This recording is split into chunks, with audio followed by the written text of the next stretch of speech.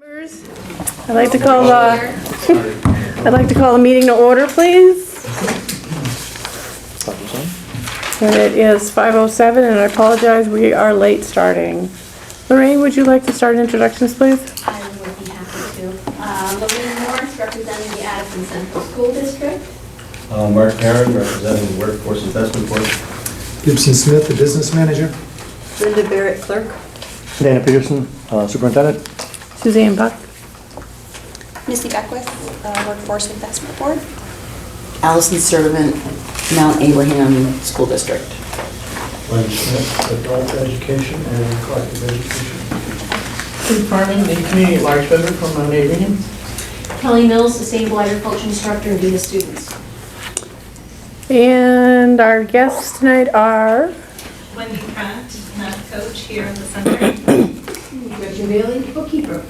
great, thank you for being here. Can I have a motion to approve the agenda, please? Second. Is there any discussion on the agenda? If not, we'll proceed to vote. All in favor of approving the agenda as written, please say aye. Aye. Any opposed? Any abstentions? Motion's passed. Do we have any comments from our visitors? None? Okay. Whoops.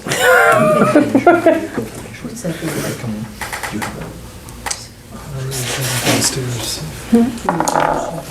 Because when I leave, that's going to It was Lorraine and then Kim. Correspondence, Dana?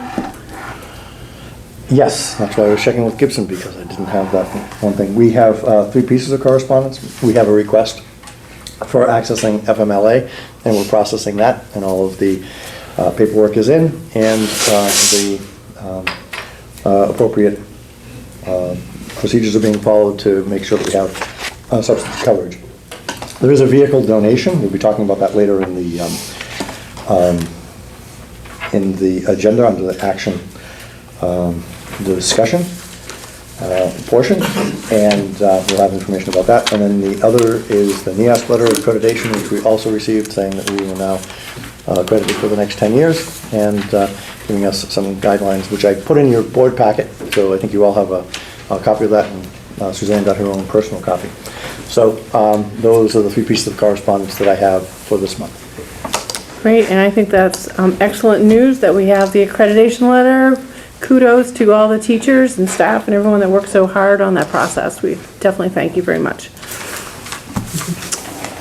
Okay, the consent agenda. Missy, would you like to go over the bills and then we can approve? Sure. So Suzanne and Nick reviewed the bills. I'm going to read them. So expenditures today, January 15th, 2020. Building and equipment reserve, $3,160. General fund, $101,932.32. Revolving fund, $6,417.24. McClure grant, $18,252. The Makery grant, $483.20. Payroll for December 20th, 2019, $92,217.65. Payroll for January 3rd, 2020, $90,442.70. Can I have a motion to approve the consent agenda? Second. Mark moved, Lorraine seconded. Are there any questions or concerns? All in favor, please say aye. Any opposed? Any abstentions? Consent agenda has been approved.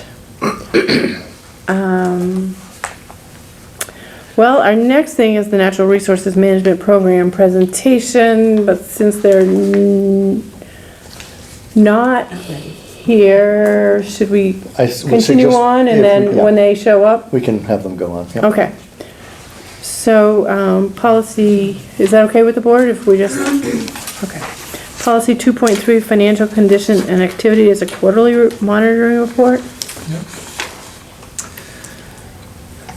So, policy title 2.3, with respect to the actual ongoing financial condition activities, the superintendent shall not allow cause or allow the development of financial jeopardy or material deviation of actual expenditures from board priorities as established in the budget.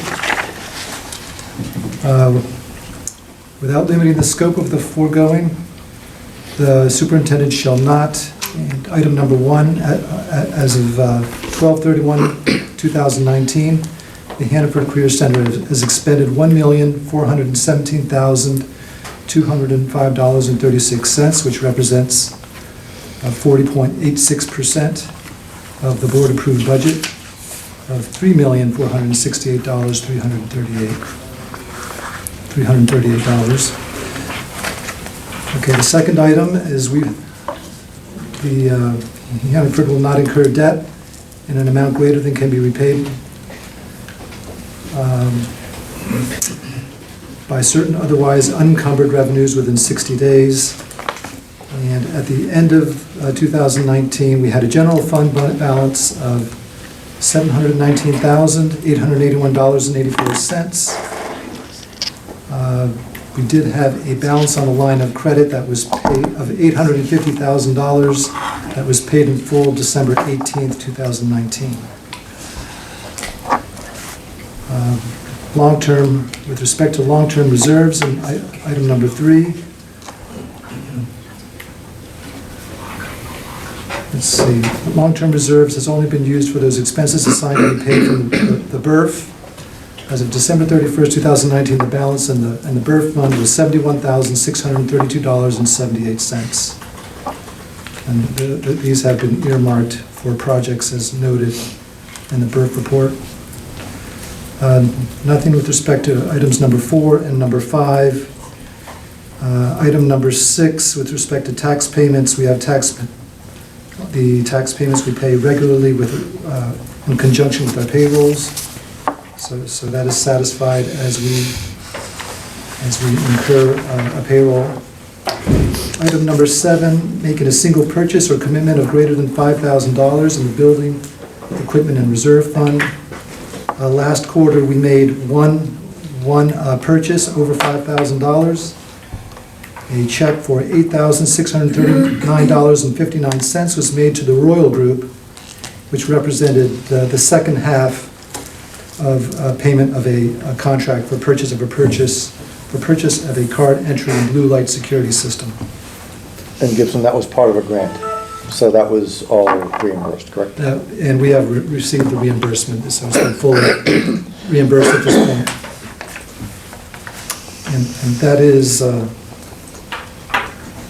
8 is, nothing happened with respect to disposal of real property.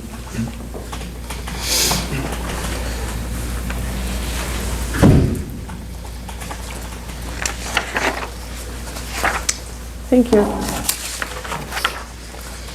Are there any questions or concerns around policy 2.3?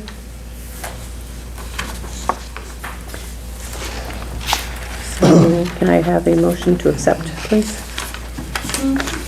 Moved by Lorraine. Second. Seconded by Kim. Any discussion? Hearing none, please use the vote. All in favor of accepting policy 2.3, please say aye. Any nays?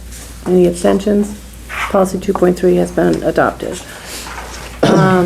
We will now step aside from our meeting because Aaron Townsend has arrived. You have students coming too? I got a student here. He might be in the restroom. Can we look at the vehicle donation then? Oh, okay, so while Aaron's looking for his student, we'll do the vehicle donation.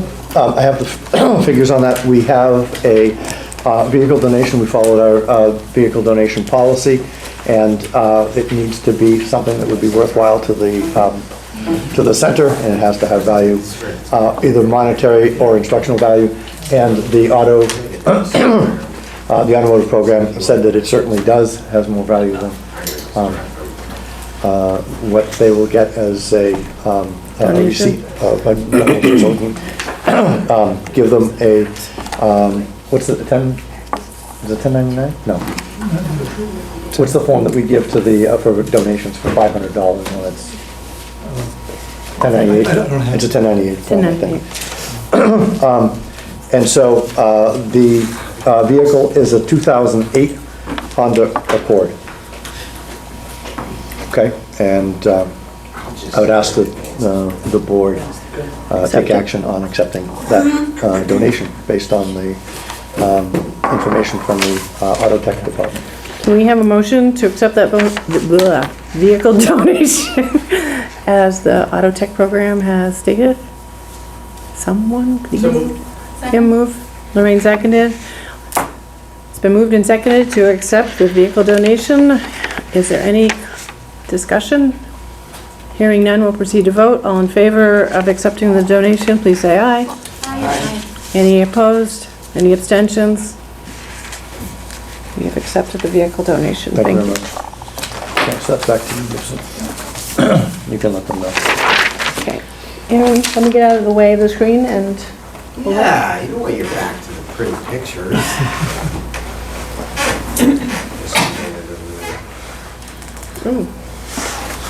I just wrote about your program today. That was good stuff. Should we go? I should Yeah. introduce myself first. Yes? ahead. I'm Sam Klingon-Smith. I finished the Introduction to Forestry Science program last year with Mr. And next week, when the new semester starts, I will be in the Advanced Forestry Science program with him.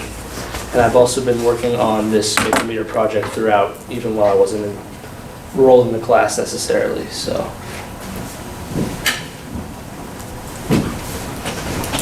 To be like my guy. So that's taken from the sugar house, those are all samples. So, it's built and run, it's been operating for 8 seasons. I've only done it 1 season, but we've about 400 taps with 5/16 lateral line and 3/4 inch main line that feeds into 1 inch central line. And the entire system is under vacuum, so it's pretty up to date. It's a modern, very modern system, which we're lucky to have in such a smaller scale for class, so. Problem we found a couple of years ago, some students, is there's a lack of data in the sugar woods. So you can't measure the flow of sap coming from the trees while you're in the field. And if we were able to do that, it could help with mid-season line triage and help return investments, and you could collect and do testing on like how trees are producing and like just overall what that tells you in the woods, and like, and it could also help you with vacuum data and detect leaks that you may not have known. And right now, to detect a vacuum leak, it's difficult because you have to walk through the woods and figure out like this coming from this line, but then you have to walk the entire line. So that could help narrow it down if you could find a problem with flow. Challenges is conventional flow meters don't work because the line has to be 3/4 of the way full of liquid at all times, so like a spinning turbine wouldn't work. And the line always must maintain vacuum, or this whole thing doesn't, none of that matters. And another challenge is that it has to endure the intense freeze and thaw cycles that happen during sugaring season. And always you have bacteria buildup, and electronics are just never reliable outside. You gotta work around that all the time. So that was the original unit that they built. It does not look anything like that anymore. We have upgraded many times, and we still are. It's not gonna ever be done. But that's what we started out with, and it held vacuum and it worked, so that's why we're here now. So we got some proposed partnerships. We've been talking with the Proctor Maple Research Facility, and at the end of, the deadline's coming up, the end of next month, when we have something to give them, they're gonna take our product and they're gonna test it in their woods and return back to us and tell us what they think and what we might need to work on and what data collected. And Leader Evaporator, they're a big company in the maple world. They build everything. They are interested in buying this product when it is fully developed. And so we went last year a group of students went and proposed this idea, 2-liter evaporator, and they absolutely loved it. They said they wanted us to come back and talk to them again after Procter & Maple had looked at it and told them what they thought about the whole project. So when the project is like at its finished point, Leader Evaporator wants to talk with, have to get their hands on it. After this whole project idea came about, we applied for the MIT Invent Teams grant, and we got it. And there's been 6 students working on the project and working with people from MIT and Invent Team. We got a grant for $10,000, and in June we're gonna present our final product at the Smithsonian Museum in the Natural History Inventors Wing, along with the other 14 teams. And we met last week with 2 members from the MIT Invent Team board, and they came and to the Career Center and checked out what we've done so far and how we're making progress, and gave us some really good insight in what to think about moving forward. So that was helpful. But it's been kind of nice having the grant, because obviously it gives us access to funds, so we have that's not something we have to worry about as much. We can kind of do whatever we want to get the project done because they're there, but also it gives us guidelines to work with, so we have timelines and different ways, which is also helpful to keep us on track and make sure it gets done when it needs to get done. Is there any more? References? No, I think. That's it. Yep. Next. Questions for Sam? Here to answer them. Yes. Well, first I'd like to say I'm just so impressed with the work that you guys have done on this. It's pretty amazing. Are you a senior? I am a senior, yeah. And I'm just curious what you're hoping to do. I'm going to Northern Michigan University next year for the line technician program. So going to school to be a lineman next year in Michigan. Do you know when in June you're going to be at the Smithsonian? I don't know the I exact always forget. He around the told me. 20th, after I graduate. Yes. Just curious how, if the company that you're going to show this product to after it's been tried in the field, how do you determine a price? Oh, I don't even know. I wish I had an answer for you on that one. I'm not going to pretend like I. Yet to be. That's something it's not, there's a lot that we could add to it. It's weird because it's never been done before, so how do you put a price on it? So I think when we get it tested, it might help us, it might go into the Maple, it probably will go into the Maple News, and a lot of sugar makers read that. And if we could get their interests on it and see, that might help price it, because if no one's interested in it, then it's not gonna sell. But if Leader Evaporator's interested in it, that makes me think that other people would be interested. And I've talked to other sugar makers who are like, oh, that'd be really cool to have. Yeah. And there's different things you could add. You can right now it's really simple because we're just trying to get it done to read the data.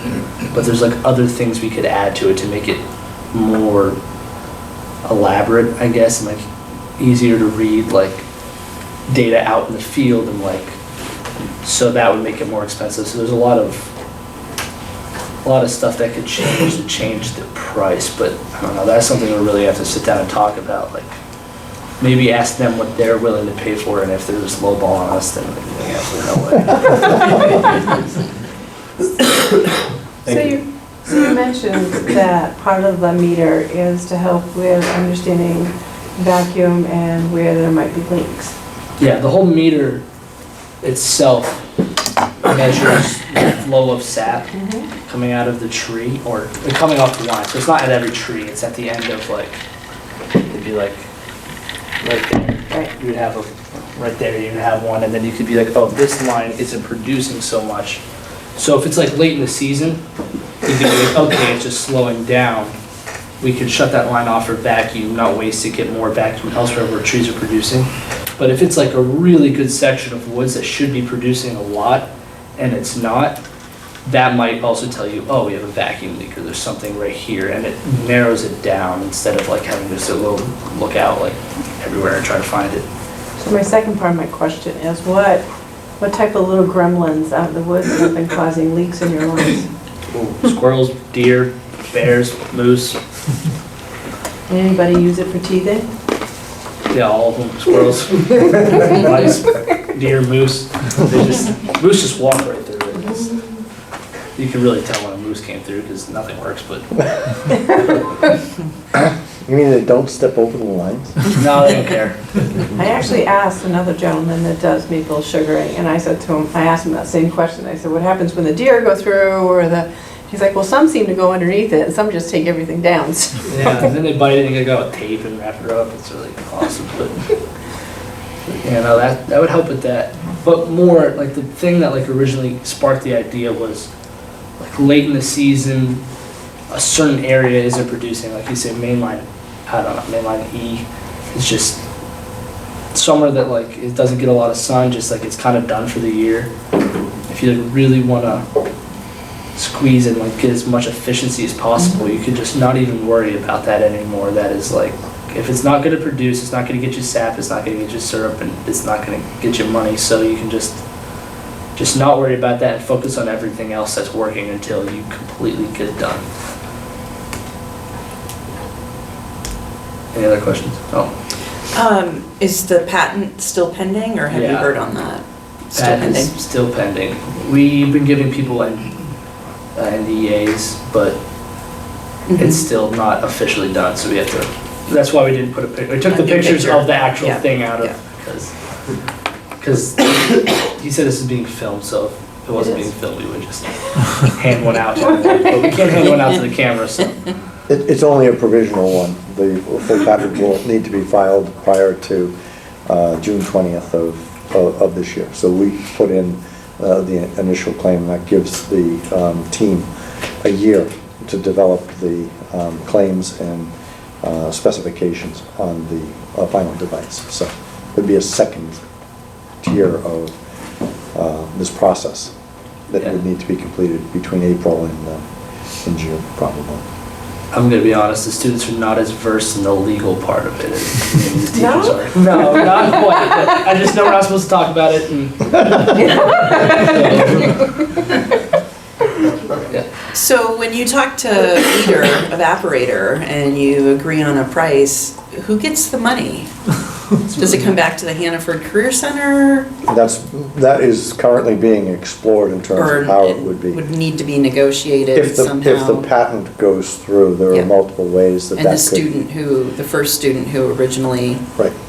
So started. a lot of that is currently being explored by the adults, anyway, involved in the project. And so when more information is available, we'll come back and share that with the board. are you involving the students at all in those conversations as a learning experience?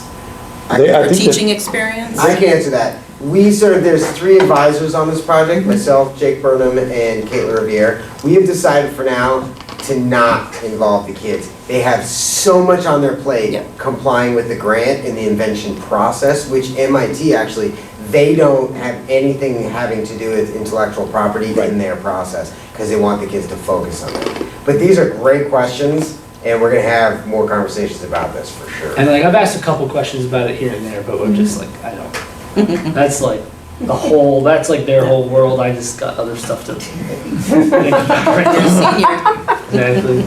The focus on the students' focus is on the problem solving and the development for which the grant was awarded.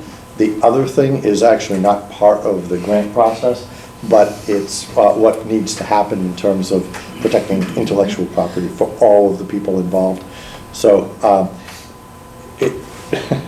it's very messy. Oh, yeah. I'll put it that It's way. complicated. There's no clear path in public education for getting patents for stuff kids design. Right. It's not, all right? So you make it up as you go. And you find compromise. Are there any other questions or thoughts, or? About this, or just the natural resource program, I can answer those as well.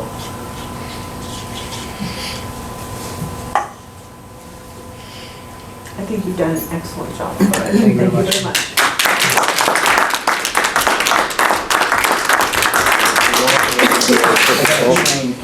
Yep. Sam's got he lives in Rochester, and his alternator died on his car, so his Need a ride? Relying on my mother. His mom. I think you could ride home, Sam. He's outside. Oh, okay. Thank you. Thank you, Sam. Here's some literature. There you guys are watching. Important business.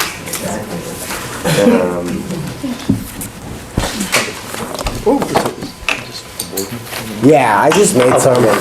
That's kind of your domain, so. I'll take care of that. So that's, stuff that MIT gives us, which is cool, something we don't have to make. Oh, I didn't, sorry. Oh, here we go. And then here's information on my program. You want more paper?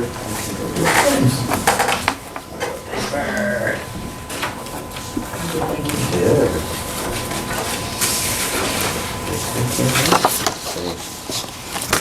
Does anybody need a packet before we go any further on the agenda, or is everybody okay? I have a couple of extras. Aaron, you must be so proud of these kids. Spray and sand, yeah. They're gonna present at the Smithsonian Museum of American History in Washington DC. Kids from this school about something that they invented So very impressive. that is gonna conceivably generate money. It's pretty insane. So you've talked to us in the past about the game of logging. Give us an update for those who haven't heard. What about Do you do it every single year, or just the kids that, I assume that happens every year? Yeah, so we do levels 1 and 2 every year for all the students, maximum 10 kids. One year I had 17 kids, we had to hire another instructor, which is super expensive. But yes, that's what we do. Before they can go out and cut trees down, they need to do it. I don't do 3 and 4. Each level's about $1,000. I don't know if it's worth it. If kids really wanted, they're going into the trade, we'll find if they can get it on a course somewhere else and maybe find out a way to help them with funding, but 1 and 2 gets you a lot of it.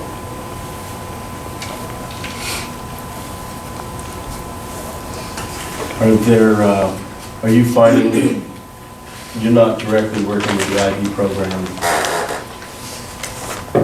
Or are you? Okay, you said IB? IB, the IB curriculum? CP2 is Career Center. IB, CB, BB, IB. We have we have a group that is currently working on the outline for that, but we're not doing curriculum at this point in time. That would be for the year after next, once we were to get a determination on our application. So, Aaron, I can't remember which PLC you're in. Are you in the IB PLC? Okay. Yeah, so you might we're wanna in the comment on that. investigative phase. My program, whatever, is really, really compatible. Some are kind of hard, I think.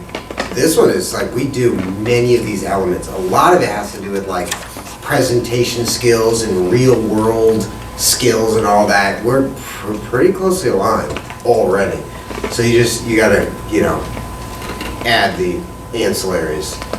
But I think we're willing to offer it. How are your numbers right now for students, Aaron? 6 in the morning, 7 in the afternoon.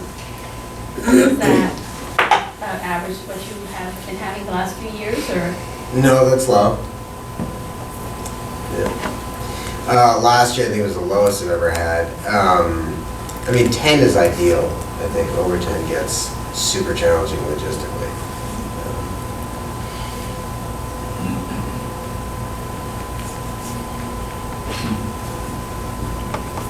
Well, you're doing an awesome job. These kids are doing great. Thanks. Yeah. Well, they're great. It's exceptional kids. It's a pleasure to come here every day. They're a lot of fun. very fortunate. Anything else for Aaron, or can we let him go home now? Got a lot. Delicious water. Aaron, I just want to put in a plug for the students, both your students as well as the engineering students in the morning, that made their presentation to the industry professionals and other staff around the Career Center. And they were talking about a project that they worked on collaboratively with the engineering students. And I think some of the, no, they didn't work with the computer science students, just the engineering students. And looking at diagrams and potential improvements for the Career Center out at North Campus.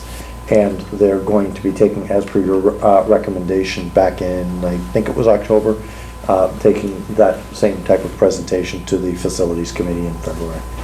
So I just want to put in a real plug of the level of collaboration that occurred and the interest, energy, and excitement that was generated by the students and the problem solving they were able to exhibit, both within the natural resource management team as well as across the disciplines with the engineering students, was very uplifting and inspiring. So I want to give a plug to both programs, the instructors and the students for a job well done. And they got very many compliments from those who were present. So we had, I think, 3 members from Otter Creek Engineering, is that correct? And one from zoning, one zoning administrator from Town of Middlebury. Yep. And then we had John Curler and several other staff members who were also present for that presentation. So. When are they doing the facilities one? The facilities presentation is the first Monday, so that would be February 3rd. Is that on there? I think that's right. That's correct. Did I get that right off the top of my head? 2/5, February, no, wait. Yeah, February 3rd. I'll put in a plug also. My wildlife students are presenting at Middlebury College tomorrow at 12:30. They developed wildlife shrubland management plan, which is an addendum to their management plan, to do shrubland management at Wright Park. They're partnering with Malt, and they have mentors from Middlebury College students that are hosting the space. There'll be biologists there. If you want to come.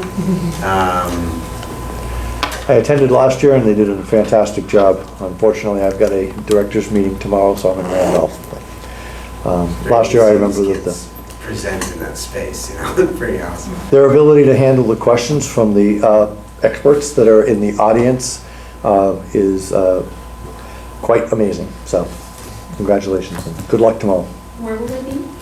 So I forgot the name of the room. It's at Middlebury College. I can email you. It's in my email. I'm not sure if I'm able to come, but Yeah. if I can. Aaron, what Sure. about if you got it to Patrice and had her send it to the board? Sure. And then if anybody else finds their schedule freeing up, maybe they would go too. Avoid last minute, huh? Well, you never know. I know, it's my world. It's terrible. Thanks, Aaron.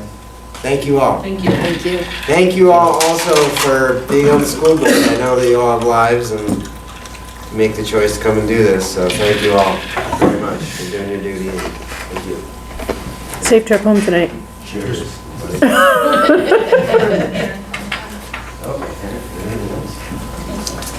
All right, You guys got stuff? Dana, is it the 2021 budget you? Yes, I think the next, well, not, the 2021 budget is me. The tuition is probably me or Gibson. And the warnings, both he and I can also. And tech speak ed, to is that Len? That's Len. Okay, Yep. so we'll start with you with the budget. Yep, and I think I have about 20 minutes. So with respect to this, I would like to refer to my report because I have some information in there that I think is important for people to understand. And what I'm going to say is that this is an ever-evolving process. So I can tell you right now that some of the information in my report and that we sent to you has been changed and reduced a little bit, not a whole lot, but reduced from where it was. So that's good news.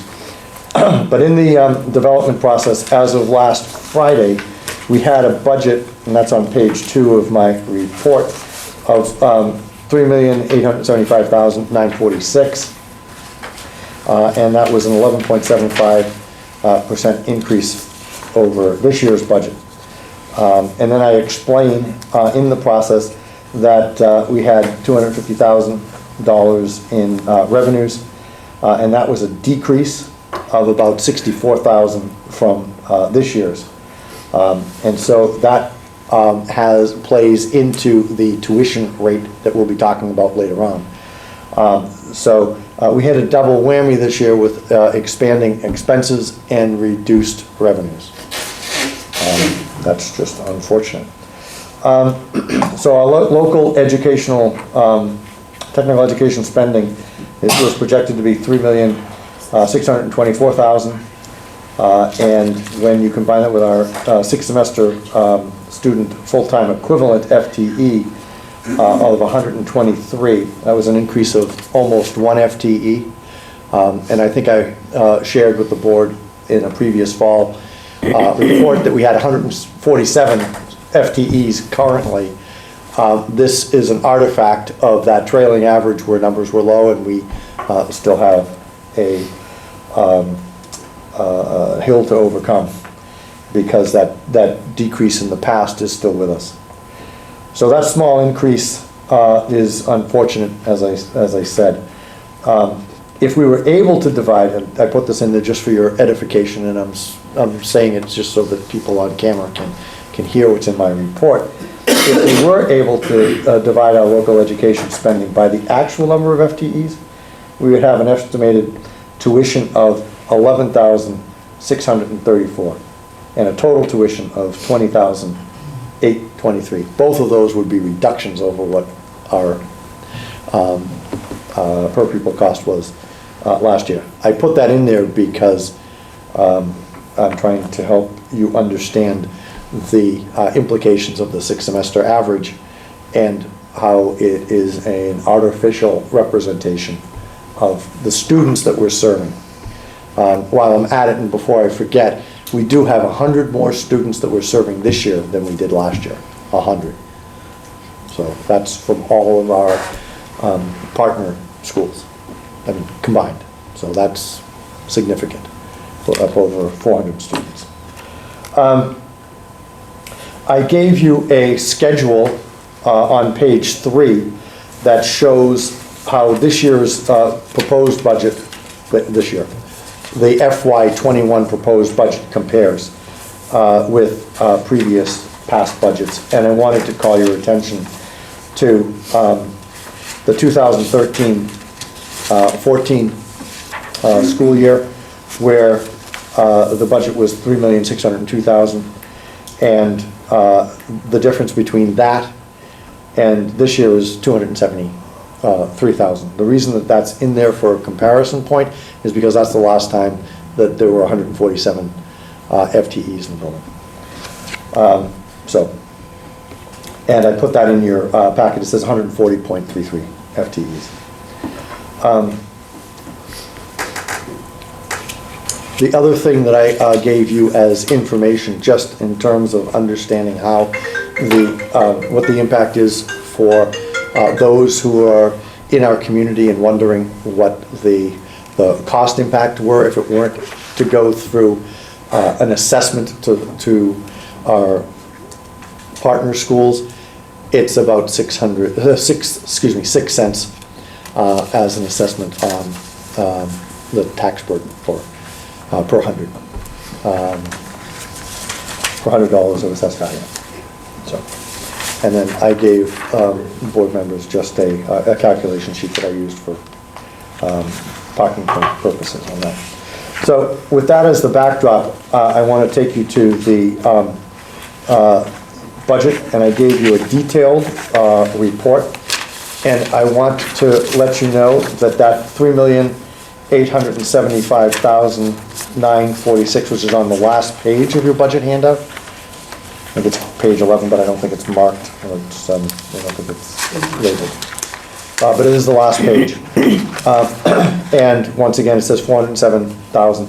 That has been adjusted because we inadvertently and did not catch until after the fact, included insurance under the back page for your the third page of your handout, under co-op education. We have a whopping $13,000 for insurance for students' accidents. And last year, we only paid $1,800. And so we think that somebody entered 1,300 and typed in an extra zero. So that has been pulled out of the budget. And when I go over the next summary sheet, we'll have those numbers worked in. So just wanted to call that to your attention. We don't have a policy for $13,000 for co-op insurance. Do we? I didn't think so. So, anyway, we do believe that it's in the $1,800 range. So that will save us approximately $11,700. Okay. Okay? So, at this point, I'm just going to ask if there are any questions before I go on to talk about the cost factors and drivers in the budget itself. When you say questions, Are there specific questions that you might have about the budget, the total amount, before I actually give a detailed overview of what is driving those costs? Is there anything that you would like to ask before I start, or would you like to wait till I've... No, I can wait till you finish, because Okay. there were a couple of questions that Nick had asked me, and I said I would check in. Absolutely. But those can definitely wait till later. Great, okay, thanks. So the biggest cost factor that people need to understand is health insurance. So if you include the health reimbursement arrangement, the HRA that we have, as well as the implications for the new agreement that was adopted by the arbitrator back in December, we have been advised both by legal counsel as well as financial advisors that we need to budget $120,000 for the HRA expenses for next year. In addition, because of the new characterization of how employees would be eligible for health insurance, we know, either based on people who have already made an election or those who may potentially make an election, that our exposure is another $51,000. That takes the budget up by over $170,000 combined with those considerations. Okay, so if you're looking at the budget being up just shy of 400,000, that makes up almost 50% of that. It's about 45% of that cost. In addition, we have budgeted for the construction technology program, which we absorbed into last year's budget, and which we just can't absorb any further. So if you include instructor salary plus materials, we have another $49,000 in costs for that program. That program has been very successful. The program has gotten accolades from people in the community. They've also gotten accolades from business members, and we're working out partnerships. We've already sold, well, the program has already sold one of the sheds that they built in the fall. So it is a very popular program, a very promising program, and we need to make sure that we can continue it.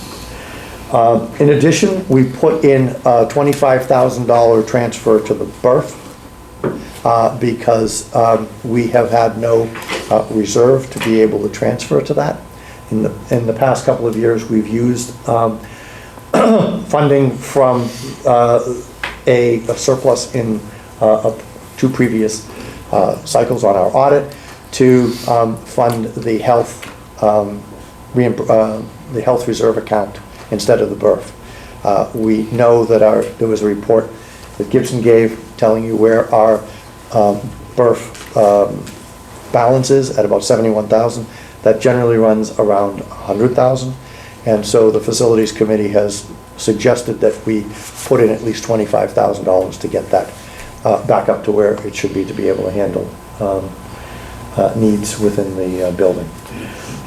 We were also told, this was a recommendation by our auditors, that we really need to budget more for our contingency/legal area of the board. And they've recommended that we add an additional 21,000 in that, because the 4,000 that you currently have, and that's about what it was when I first came here, but I don't know if that had been, I had heard that historically it had been higher, but it had somehow been drawn down. I probably should have had the wherewithal to add more previously, but the auditors made that recommendation this year, and so we're following that. We think that that will help cover us for any liability that we might have to incur. Another item that is important is, and I think you've heard this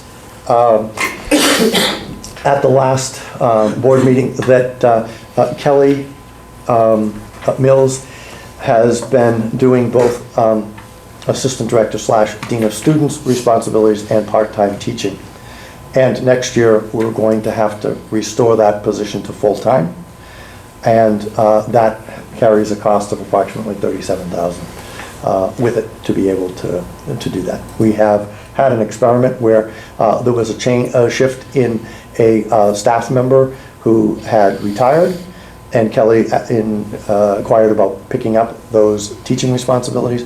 We did that, but in the process, we had money last year that was used to help offset the cost for the construction technology. That has to be put back in, and so that's the cost to restore that full-time position, because we've been running without that full-time support for the last 2 years, Kelly?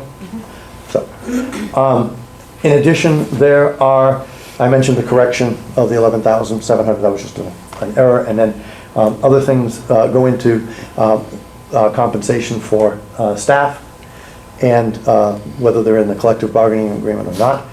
For those who are not in the collective bargaining agreement, there's money to recommend for the board to compensate them. And then we have to consider negotiations, program improvements, and other things that are spread throughout the budget. And that takes us to the full amount of $396,414.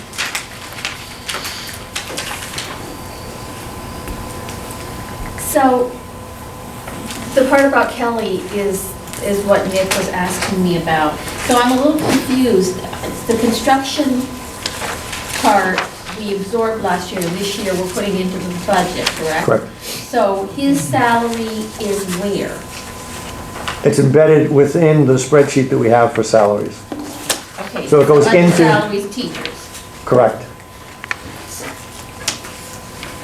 But the budget for the teachers didn't really increase any significant amount from So- 2019. We're anticipating a retirement. Right, That comes out. okay, so And that, Kelly's should be in there, but I wanted to make sure that it was clear where that money was going, because we now need to budget full-time for ag and full-time for dean of students. It doesn't necessarily result, it does. It results in an increase of about $37,000, as I reported. The two of those switching. okay, because when Nick asked me about that, he said, Yep. I see, he said, how come the dean of students says like double, or not, it hasn't exactly double, but, and then the agriculture, and I said, well, yeah, I'm a little confused with it, because I think somebody's retiring, and so it should kind of be a wash, because Kelly was working half-time in each, and so if she's going full-time and taking over kind of that person who's retired, that kind of washes that out, so, you see what I'm saying? If somebody's retired and Kelly... There's a difference on the pay scale. Well, right, I mean, not, I mean, I'm just gonna say there's a difference on the pay scale. right, okay, but, Okay, and you'd be surprised at what the numbers do when you put it in to the spreadsheet. The reason that I put it in ag is I wanted people to understand what it's costing. That would normally have been rolled into the first line under teacher salaries. So where it shows teacher salaries at, You're on page 1. I'm on page 1, 1,207,000 compared to 1,210,000, which is a $2,400 increase. That's not right. That is underinflated by the fact that Kelly's needs to be in there. And what was taken out was the position that she's actually filling. So that amount has to go in there. But for transparency purposes, I wanted people to be able to see that sustainable ag, it's covering all of ag. It's not just the sustainable ag program, because Kelly's assignment will have more than just sustainable ag. That those need to be enrolled into the teacher salaries, and that the dean of students needs to be made whole. That's the explanation. Okay, so the sustainable ag money is not actually showing up right now in the teacher salaries? That's correct. It is not. So that money actually should be in there? Right. But for transparency purposes, in comparison from apples to apples, I felt it was easier for you to see what the comparison was, and later on, we can roll it in as needed. But it still feeds the same, it still will feed the same spreadsheet. But for your comparison purposes, we felt that it was important, I felt that it was important, that you be able to see where that money's going. You add that in there, and you're gonna go up by whatever that Right, percentage. and because the retiree Correct. has gone, but the construction. We're guy, anticipating, he's- correct. Right, and the construction person, Right. that money's kind of basically offsetting. That's exactly So, right. Yeah, so I definitely, so what I actually thought was correct, it looks confusing because we've added that into there instead of into the teacher salaries. Okay. But I wanted it pulled out so that you could make that Yeah, comparison. no, I definitely understand that, and I think that was good. I think, Great. I mean, it was just confusing, I understand why it would be confusing to Nick to see that. So, yeah, that was. I felt, for me, it was easier to explain. Gibson and I had the same conversation. He said, well, shouldn't we have it reflected in the teacher salary? And I said, I want there to be transparency. So that was my choice. Yeah, no, and that's fine, you know, having the explanation makes it Yep. clear as to Okay. why that looked that way. Great. Thanks.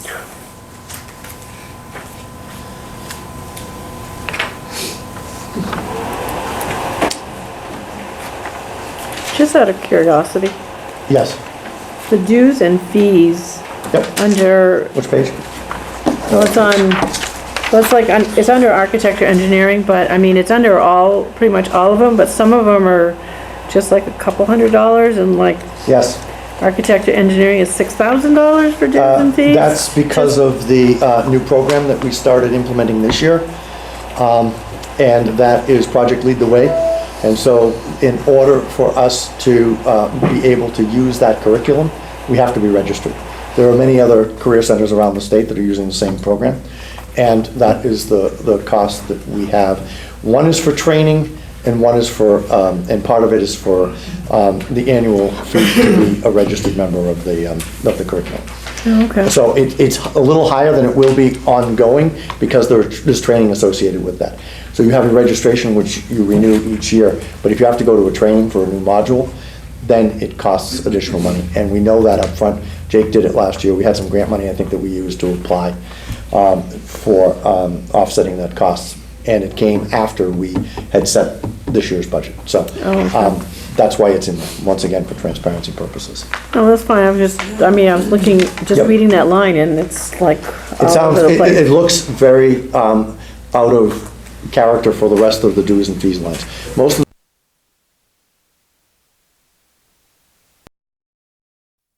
such as whether it's a professional engineering collaborative, or whether it's like if it's an ag or something like that. And those fees can be as little as $25 to $250. But in this case, we have curriculum that goes along with it. So it's not just a registration.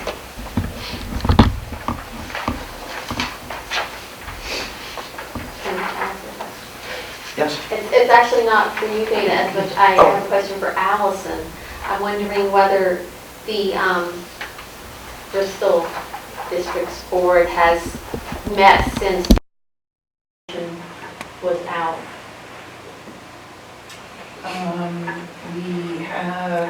I believe we have our board meeting next week.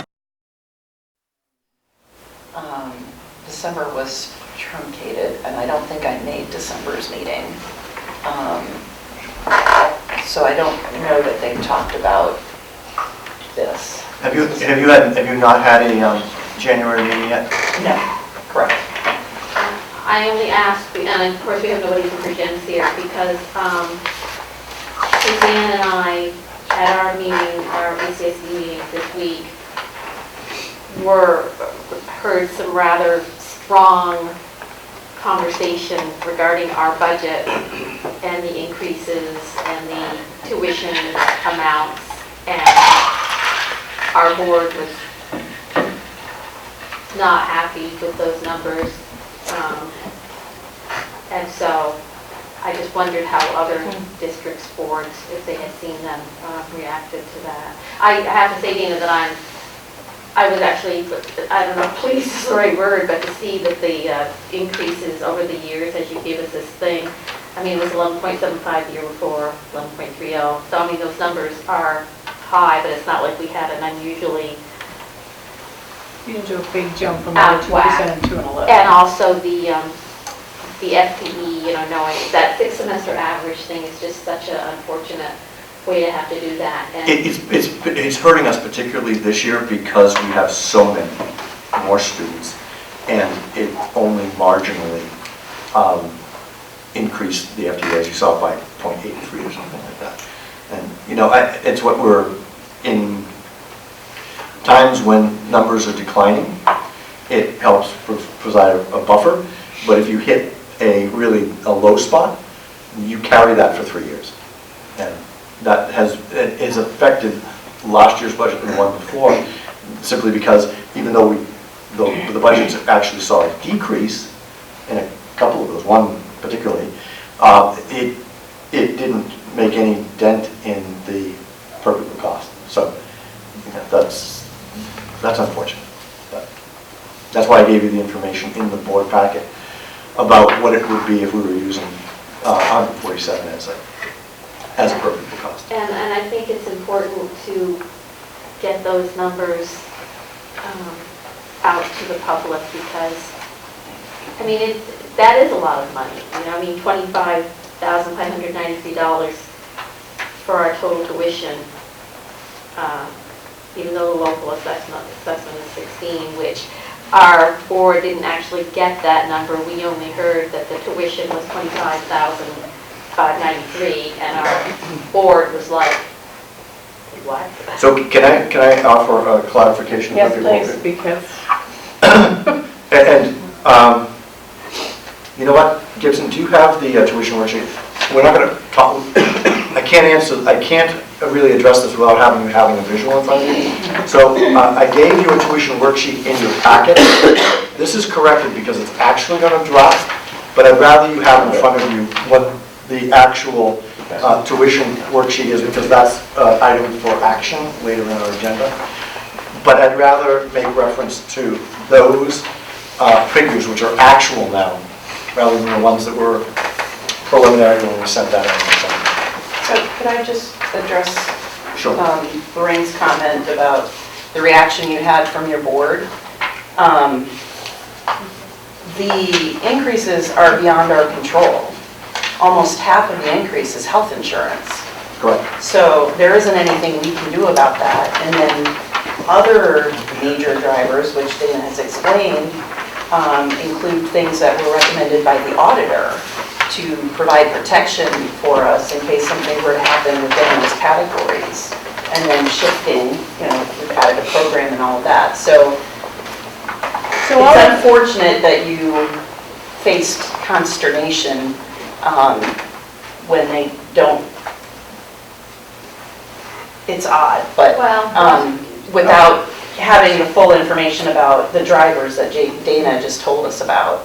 One of the things our board, or some members of our board have questioned for some time, is our programming and whether the programs we offer have enough support, or are they the right programs to be offering. And so I tried to explain that it's not as easy to just say, oh yeah, we'll just cut program X without, because we're told these are the programs we should offer, and so, I hear, well, then you should be talking to whoever is doing that and seeing, So, I understand what you're saying about there's only so much we can do as far as certain numbers, but cutting programs would also cut costs. And so they're saying that we should look at that as well.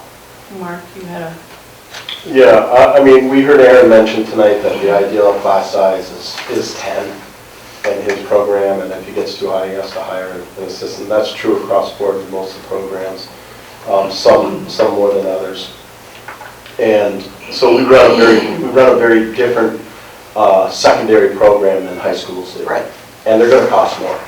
Now, if they want to compare our individual per pupil spending with other schools, other tech centers, that's probably more realistic than the regional high schools comparing it to how they operate, because it is very different. And we do tend to be the most expensive for multiple reasons. And as a board, I think we've addressed that over the years. And we have made cuts in programming. And when you make cuts in programming, that affects your FTE, which you tend to follow that roller coaster, and sometimes it looks good, sometimes it doesn't. I think an important number that was mentioned tonight, that the program that we offer all the students in Addison County and some of the ones over, the mountain, for those kids as well, is it's 6 cents on a $100 assessment. And you can figure that out. I think we're going to look at it later, what the tuition costs are. And we offer great programming and have for years for relatively low cost. And it's very relevant programming.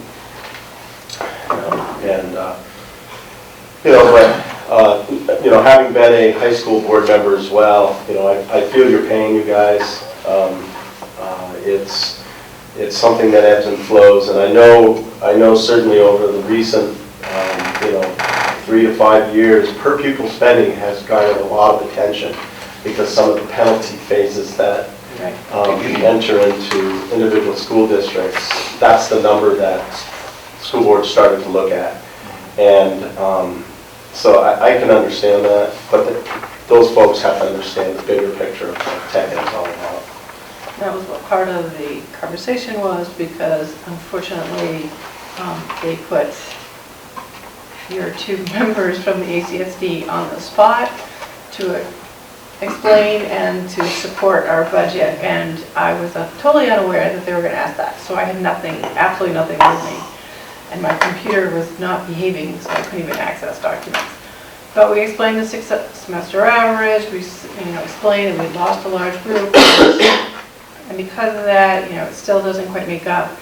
We talked a lot about it, but where they were really, because prior to that, the conversation had been about the per pupil cost staying under the double taxation limit and what theirs was, and then when it was announced, when they got to the Career Center, he's saying that they had initially been told in December that our budget was only going to be at 5%, that's what they had built in their budget, and then to find out that, as they reported the other night, that the per pupil cost was going to be over $25,000. That just, you could just see members of the board just like sucking back into their chairs and going, how did we go from 5% up to over 25,000? And then, yeah.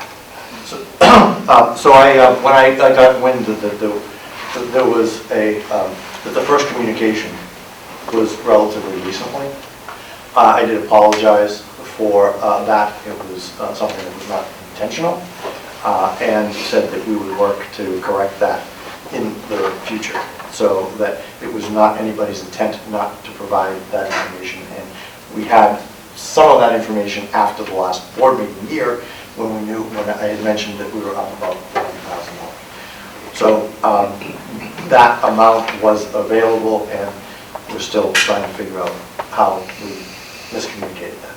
But that was something that could have been made available to them before the holidays.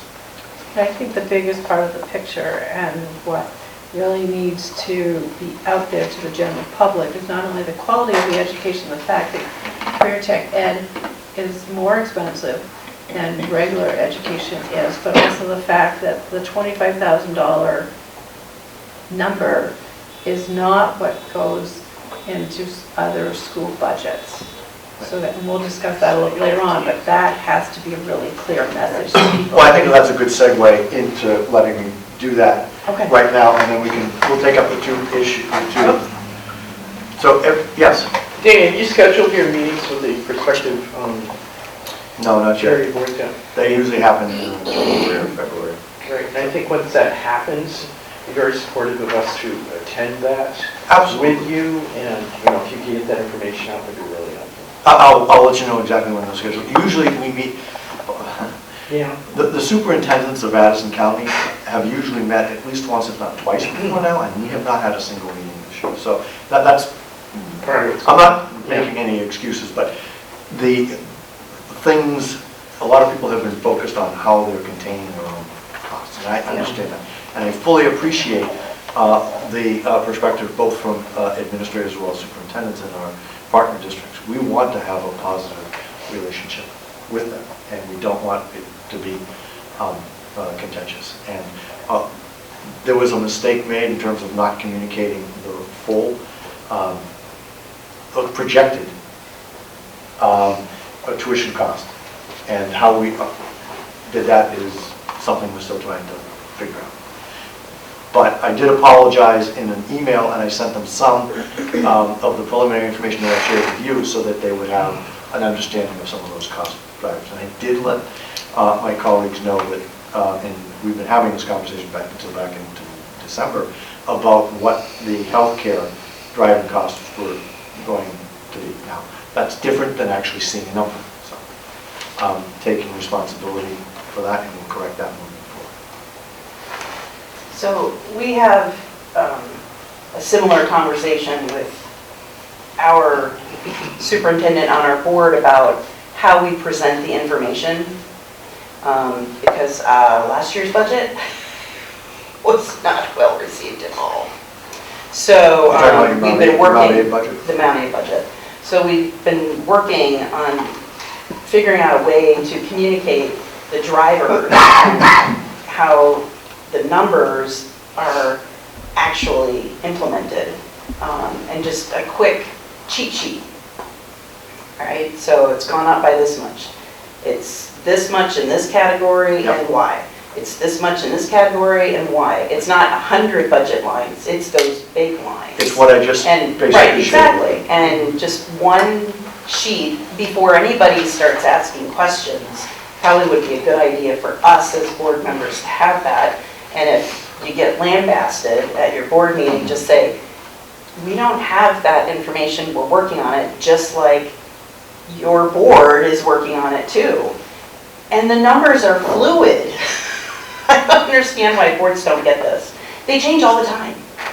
And when things happen, like the arbitrator's decision, that has a massive impact that we just don't see coming. And some districts felt that impact more than others. We just happened to be one, and a small one, that felt the impact, and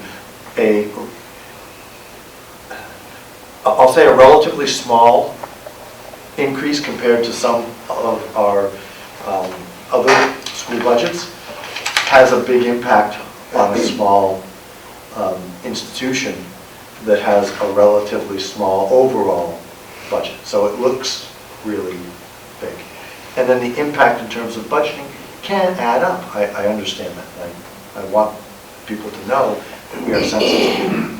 But this is not a fluffy, willy-nilly budget. And I have to make sure that people understand. And I did ask, this sheet here is, I asked Dana to give us the talking points, the major drivers.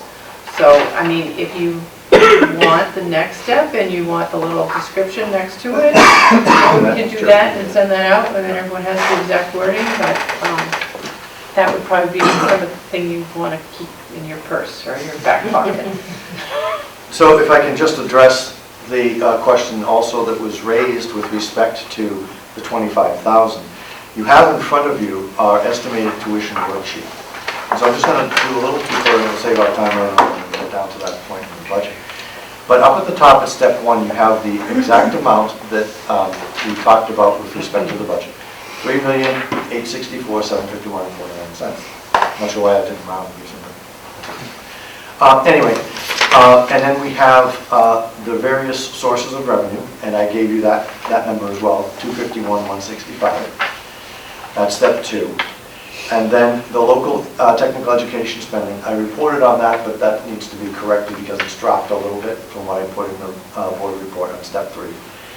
We then have our step 4, which is our 6th semester average for FTEs, which is up 0.83. And then we have we take out the state-based payment, and then the tuition assistance, okay? And that leaves the amount to be raised by taxes, okay? And that's a real key item to highlight. Amount to be raised by taxes. That is what goes on the local assessment. Everything else either comes directly to us from the state or is passed through to our partner schools to us. So it goes in as revenue and comes out as an expense, but it is neutral to the budget. Neutral. That's really important. So, the amount to be raised by taxes is, as you see on there, $2,018,916. The estimated tuition per FTE is $16,313. You have that there. You have last year's tuition per FTE, and the total is up about $3,000. Okay, that generates a percentage change of 22.77. If you look at the local assessment, $16,314 per student, then you add in the $9,000 that the state pays to us, either as pass-through or directly, it's $25,000. Okay? So, is someone in the state paying for the total tuition of $25,000? Yes. But is it a local assessment? No, that is only the $16,300. Okay, so I got an explanation from the cohort that we're working with as we try to look at a way of funding career and technical ed, at least for the 3 independent centers, that is more transparent and less contentious with respect to what's happening. And they have explained that that comes off of the ed funds before it gets assessed. So that's passed through. The partner schools are not assessed for that. So that's what we were told by AOE and the financial wizards that are working with us.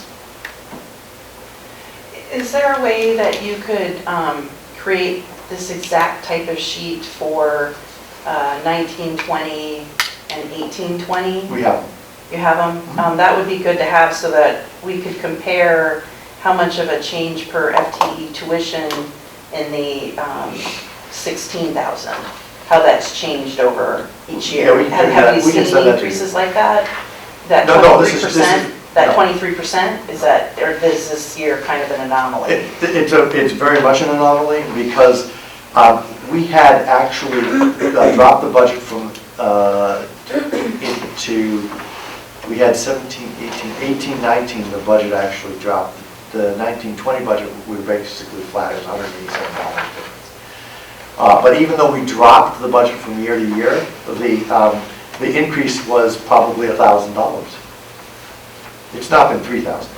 So it could have been double digits. I would have to go back and check, but you can actually check the annual reports, because I think the same information is in there. But if you'd like, Allison, I can get you in the next few days those figures. It's just good extra background information.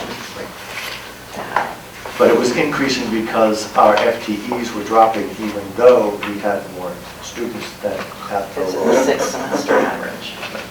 And also, this year's senior class is the second smallest class, and the current juniors are, at least for round 8 anyway, the smallest class. Oh, well, so they're going to start dropping off through your 6th semester average, which will eventually help. And We had an increase across the board, but in Mount Airy in particular, we have more students accessing CTE this year than we've had in the past. I think we had I want to say, a 30% increase. You know, so we had maybe smaller numbers than I remember. Dana, are you interviewed before the budgets are voted on in March by the Addison at all? I have one coming up next week.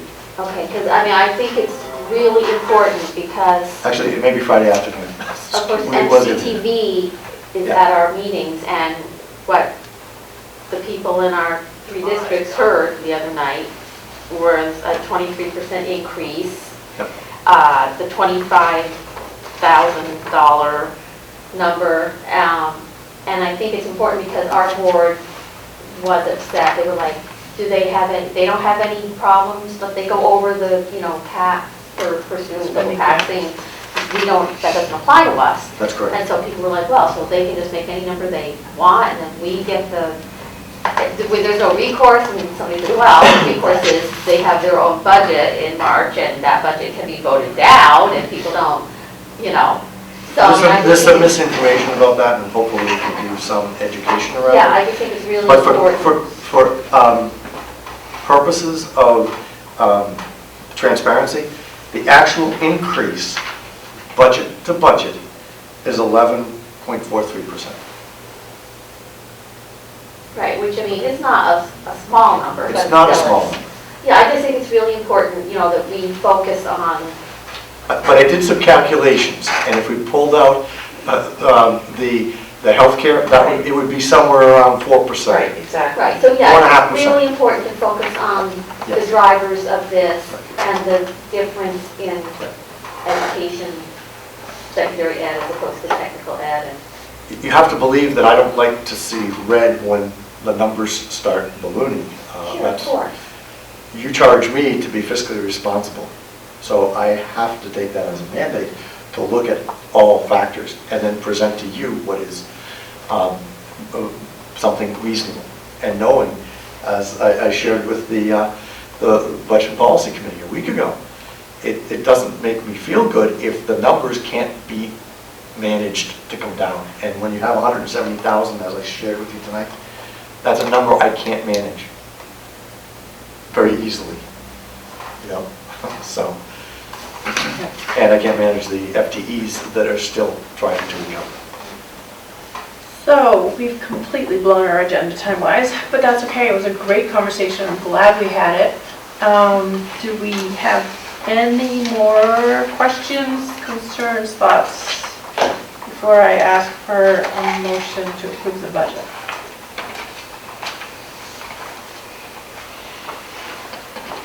Hearing none, can we have a motion to approve the 2020-2021 budget?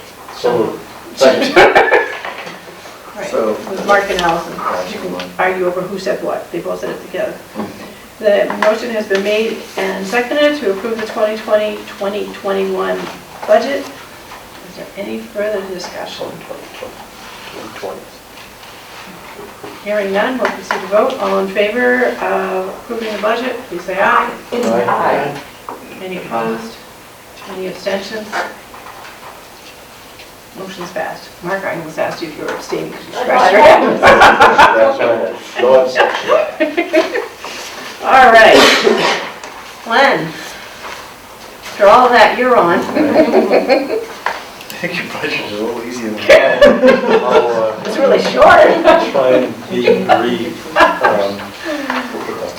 It's a very different process for adult ed. I'll start on the revenue side, perhaps, just to show that there's roughly $36,000 on the revenue side that are fixed amounts, the state formula grant, the salary grant, the fund balance, and the, it should probably be singular, Vermont Department of Labor grant is that's referring to a single grant of $20,000 that we get every year to support adult tech ed. Those are all our fixed revenue, and unlike the general fund, the vast majority of our budget is based on tuition, which can vary from year to year depending on what we offer and how popular those are. So it is much more of an estimate. And the goal being not that it comes in at a particular dollar amount, but it comes in at the revenue and the expense is matched. On the expense side,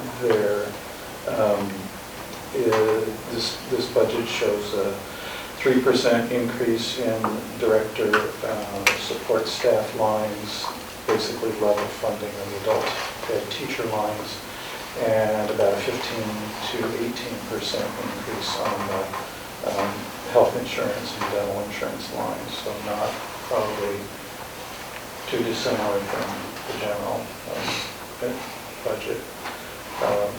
Most of that is made up on the revenue side and an increase in evening tuition. So it's a balanced budget of estimates. Well, it's not balanced, it's off by 29 cents. I apologize. You know what? I'm not giving you 29 cents. Easier. There are questions on the adult ed budget?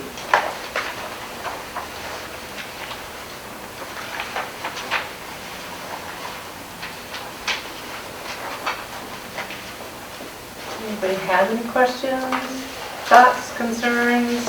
Want to know where that 29 cents came from?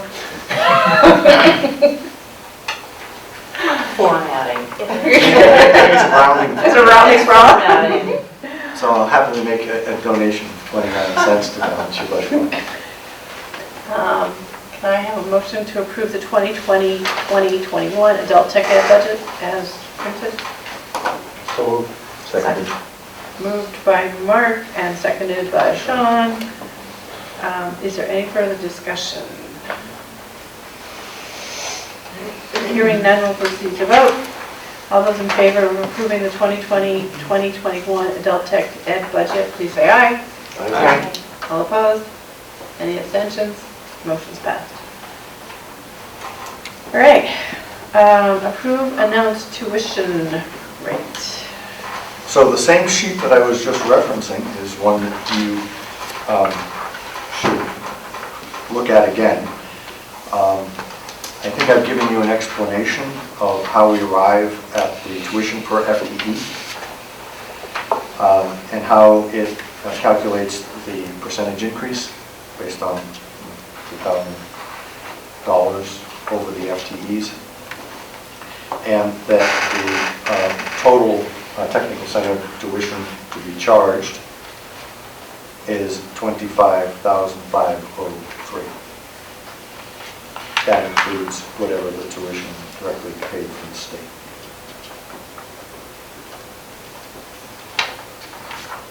So the tuition announcement that we need to do is which figure? $25,503. Okay.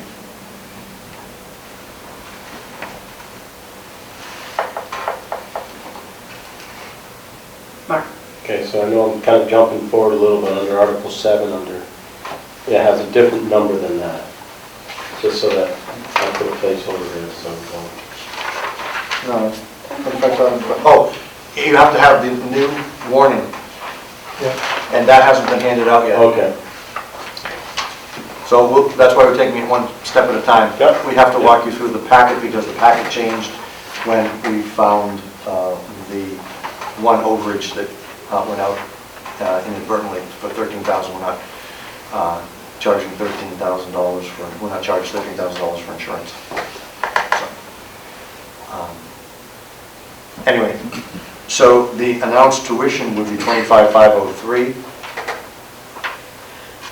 Do you have any questions on the tuition calculation which I reviewed when we were doing the budget?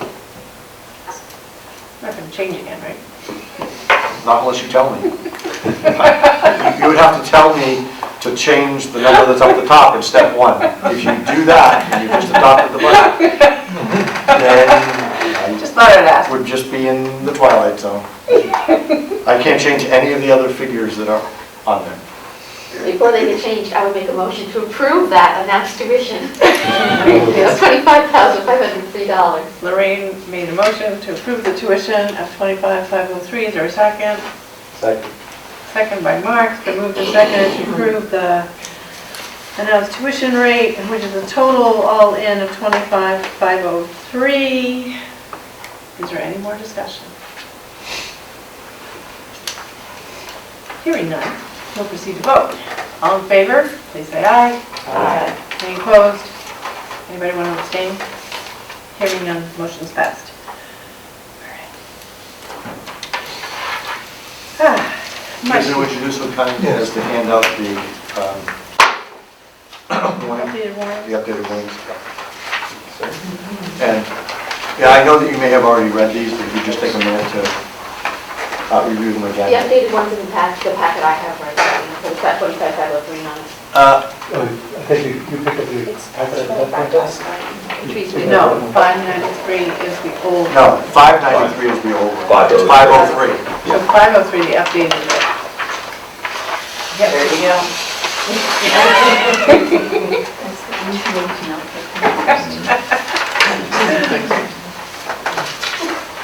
I'll take anything you want to put on the table next to them. Excuse me, Suzanne. I will take anything. David. Yeah, I know. I acted like him. And that was the only change? Well, I will go over that in just a moment. I'll go over the changes that occurred. But if you would like to put everything to Suzanne's right, I will take it for shredding or getting rid of it. So choose. Okay, so I'll let you read over the warnings again, and then I'll highlight what the changes are.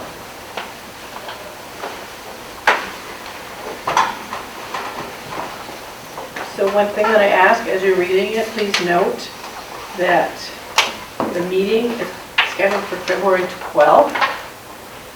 Please make sure that it's in your calendars so that we can have, as humanly possible, a full board representation there, please. Are we meeting before this meeting as well? Sometimes is this? We are having two meetings that evening. There will be the regular monthly school board meeting, followed by the annual. And we will provide dinner and snacks for everybody because... So I have a question on the warning. Oh, it is good. At the top, it lists what appears to be the former local school districts. Member districts are? It should say member towns. Okay. We can change that. Because either member towns or member districts, which would be Addison Central, Addison Northwest, and now Navy. No, the reason it has to be member towns is because members from those towns need to be notified that they can vote. Okay. So it should be member towns. Apologies, I did not catch that myself. That's okay. I was just like, wait a minute, I didn't think we had any districts anymore. We do not. But it should say member towns. Probably read it 5 times and still didn't pick up on it. Thank you.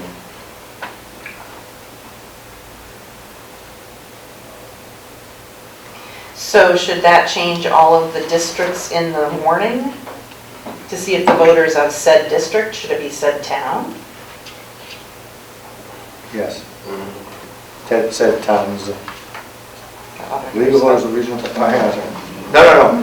Or is it the regional? Our regional, so that district is correct. Okay, all right. That's the regional technical school district. So that's, our district is comprised of all those towns. All right.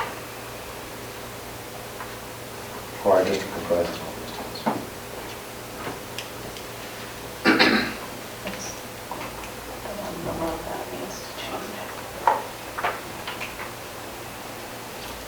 And we will have the auditor's report for that meeting, and I've asked them to be present. Yeah, it's Article 5 still active. I don't remember putting it on my budget. What was that, Mark? Are we still carrying a health reserve fund? Yes.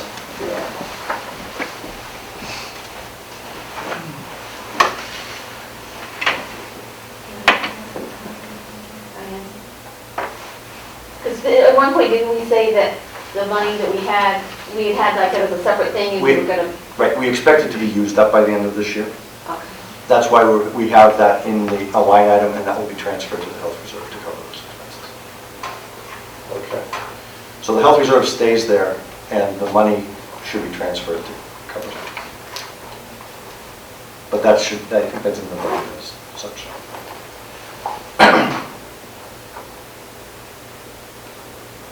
As HMA.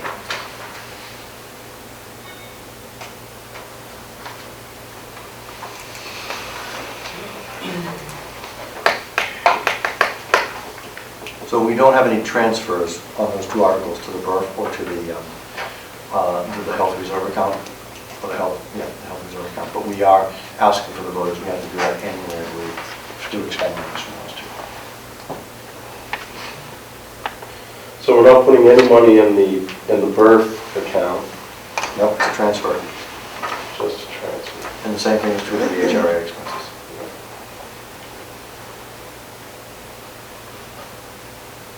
Because we have no reserve.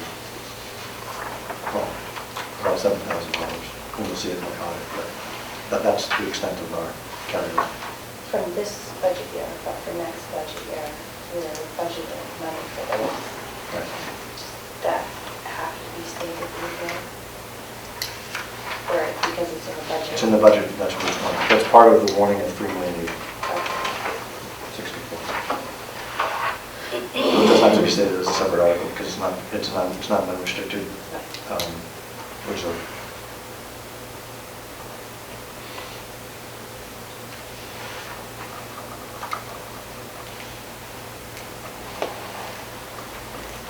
Are there any other questions from the morning?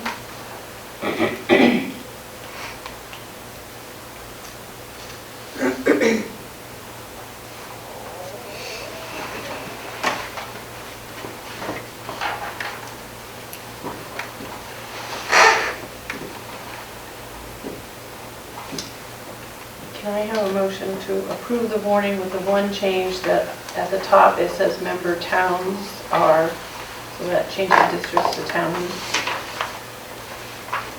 So moved. Mark moved. Seconded. Seconded by Sean. Is that whose voice I heard? Okay.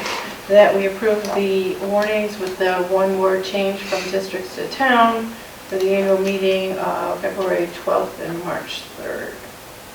Is there any more discussion? Hearing none. All those in favor of approving the warning, please say aye. Aye. Any opposed? Any abstentions? Motion passed. Oh, okay. This might be a much easier conversation.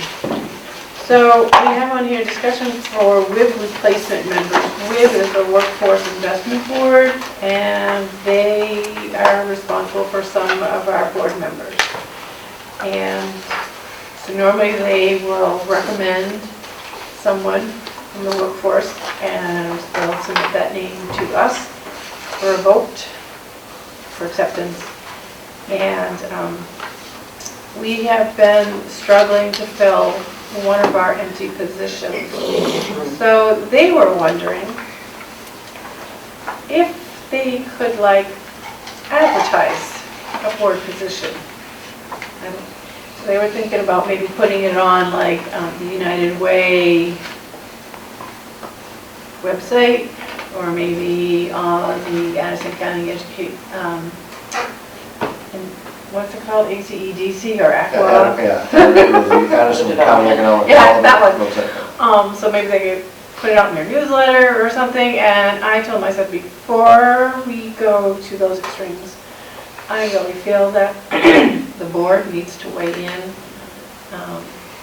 on advertising the position, and if they want to advertise, what would be in that advertisement. I believe we may have someone from Porter that I haven't scared off yet. I gave him all the information. I sent him a little video link on what it means to be a board member. And as far as I know, they're still headed towards the, yep, we're going to approach the WIB and have them submit our names. But if that doesn't happen, what's the board's thoughts on advertising? Mark? Well, when you talk about advertising, you're talking about just not spending money. You're putting Right. it out there. And I think that's fine. We've done that in the past, in the way past. Usually it's through networking groups. The chamber did it at one point. And that's a good way if you don't have people queued up in the system to get it out there and get people talking. So I think it's a great idea. How, in the past, when you've done that, how have you filtered through the interest to choose one person? One of the things we've always tried to do is make sure that there's industry balance, that there's gender balance, and then there's regional balance. And so that plays into the factor, weighs into all that. And actually, it's so the applicants would be submitted to like Fred Kenny's group, and then they as a board sit there and they discuss and they present. But both Dana and I attend those meetings, and we've told them in the past some of the areas that we're looking for to have representation from. So they've been trying to help, and unfortunately, what we've been finding is that everyone that we think would be really great is also on the list of most highly sought after, most busy person in the world, has 3 young kids at home, so that that's where we've been struggling. So, but I think that if our individual comes through from Porter, that would be an excellent connection, because we have a lot of programs through here that connect with Porter. Porter has some ideas of other connections that they would like to make. So if that one comes to fruition, that would, I think, be really great. But if it doesn't, we just want to know what the board feels about putting that out on people's radars. And so, yeah. So you're okay with that if this one doesn't come up? Okay. Yeah, because we'll be looking for another one 2 months later. Still trying. Mark thinks he's getting off.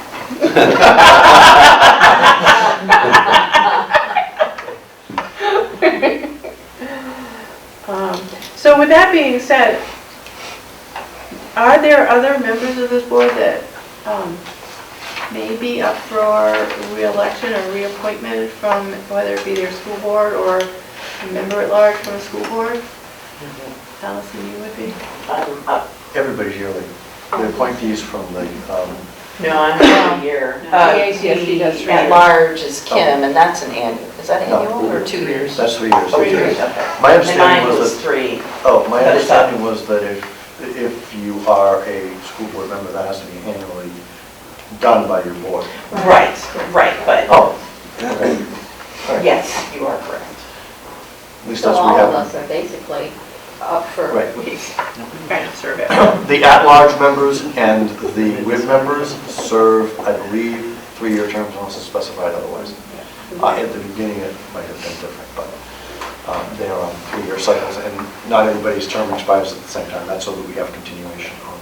So we just weren't sure where people were in those cycles? And I am up for, We don't- my spot is up for re-election, but I'm not going to run again.